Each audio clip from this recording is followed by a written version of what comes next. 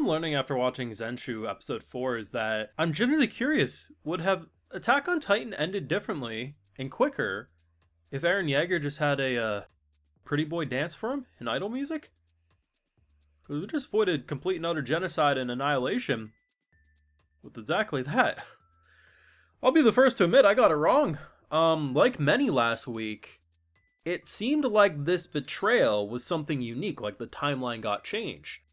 Apparently not. I did see a handful of people, not a lot, like this was the minority, so props to the minority for getting it right.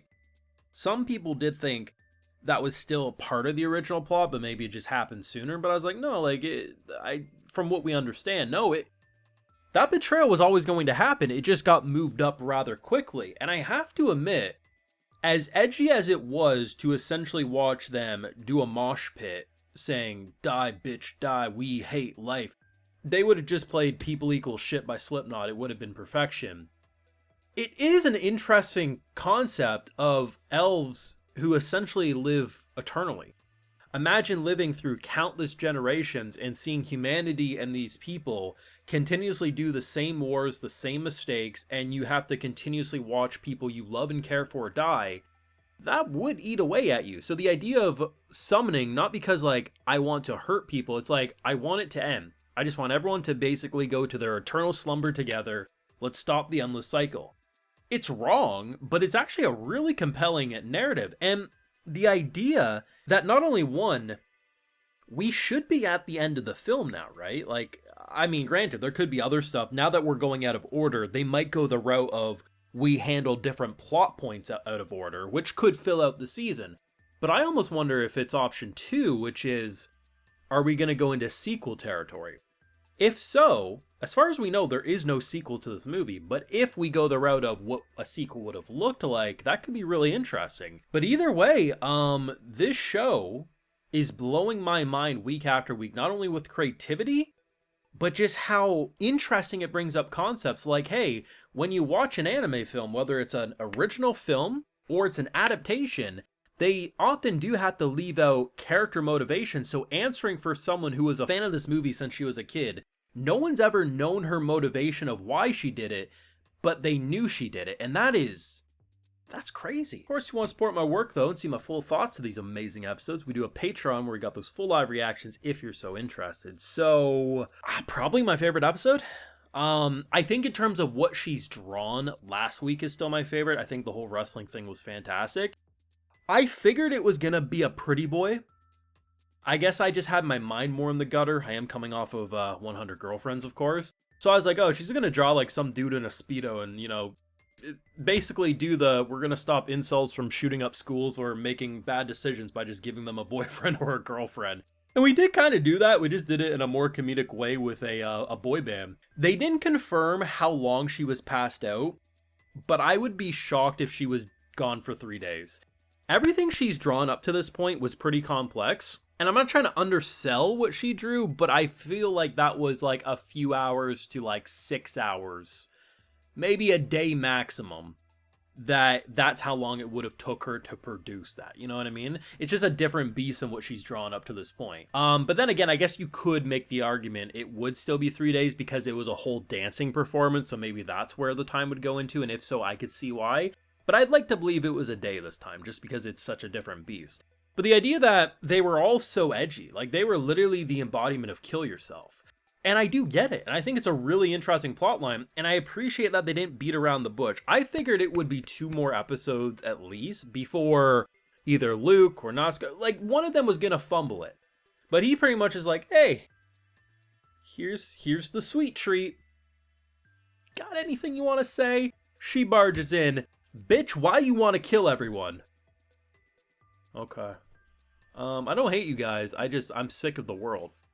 Honestly, can relate. Looking at the way shit goes and how humanity is continuously repeating shit that we shouldn't be repeating.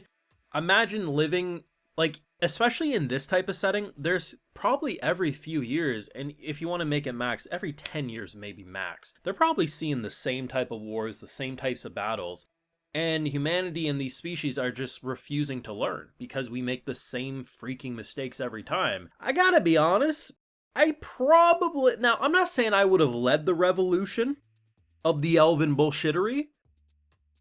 But if I've been around the block long enough to not only see dozens upon dozens of people that I've cared about die before me, and for what, when probably half the time they're dying because the same mistakes are being made, I gotta be honest, I might have been in the mosh pit myself. I gotta be 100%.